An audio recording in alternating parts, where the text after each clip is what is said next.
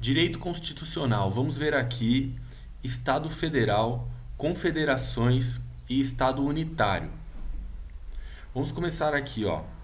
A soberania é um atributo exclusivo do Estado Federal, restando aos Estados-membros a autonomia na forma da descentralização da atividade administrativa e do poder político. A autonomia política dos Estados-membros compreende o poder de editar suas próprias constituições, sujeitas a certos limites impostos pela Constituição Federal. Então aqui foi visto o Estado Federal, que tem como atributo a soberania. Os estados, então, são dotados de autonomia e não soberania, atributo que é exclusivo da República Federativa do Brasil. Artigo 1º da Constituição.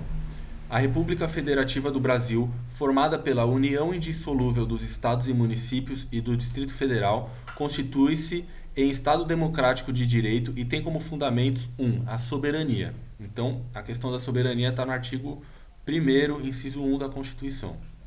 E o artigo 18 da Constituição ainda diz: a organização político-administrativa da República Federativa do Brasil compreende a União, os Estados, o Distrito Federal e os municípios, todos autônomos nos termos dessa Constituição. Então, aqui diz: na Federação Brasileira, os 3 entes federados, União, Estados, Distrito Federal e municípios, detêm as seguintes capacidades. Auto-organização ou autolegislação refere-se à capacidade de elaboração da própria Constituição e leis orgânicas e outras leis. Autogoverno, organização dos próprios poderes legislativos, executivo e judiciário. Auto-administração, competências próprias de administração, tributação e organização administrativa de seus órgãos e entidades. Prosseguindo aqui, foi visto o Estado Federal, agora vamos passar pelo Estado Unitário. Estado Unitário é conduzido por uma única entidade política que centraliza o poder político. Ok? Então, voltando, o Estado Federal é composto por mais de um governo, todos autônomos em consonância com a Constituição. E agora vamos ver a Confederação, que é a união de Estados soberanos com lastro em um tratado internacional. Então vamos lá.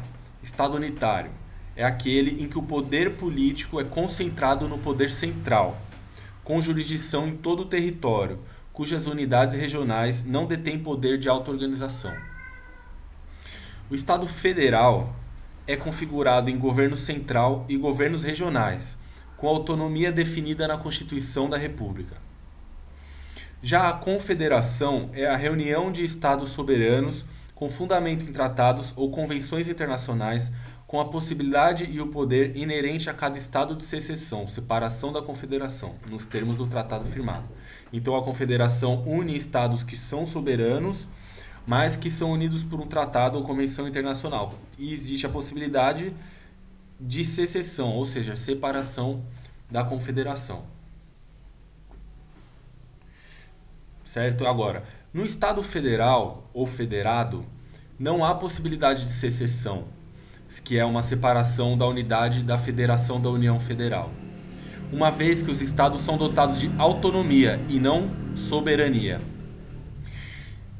Diversa é a hipótese das confederações. Na antiga Confederação Norte-Americana, que eram 13 colônias britânicas que se tornaram independentes, cada estado detinha independência e direito de secessão, direito de se retirar, e cuja união era mantida por pactos semelhantes a tratados internacionais. Posteriormente, desejando conferir maior coesão àquela reunião de estados, foi proclamada em 1787 a Constituição dos Estados Unidos da América, formando a Federação Americana, e assim o Estado Federal nasce da união de antigos estados independentes, não havendo mais a possibilidade de secessão das unidades federadas. No caso da Federação Brasileira, aconteceu o contrário do ocorrido nos Estados Unidos. O Estado Federal nasceu a partir da divisão de um Estado anteriormente unitário, que era o Império dos Estados Unidos do Brasil. No caso dos Estados Federados, existe a possibilidade de intervenção federal da União nas unidades federativas, com vistas, em última análise, a manter o Pacto Federativo, em hipóteses que estão taxativamente no artigo 34 e 35 da Constituição. Essa intervenção é impensável em uma confederação, pois equivaleria a uma violação da soberania. A fonte deste estudo é professor Jean Claude O'Donnell.